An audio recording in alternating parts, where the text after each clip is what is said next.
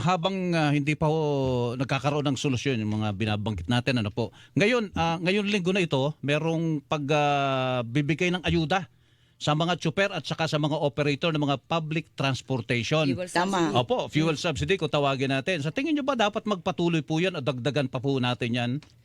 Well, hindi first time to nagkaroon ng fuel subsidy. Nabibigay na ang Department of Agriculture noon ng fuel subsidy sa mangingisda, 3,000 pesos.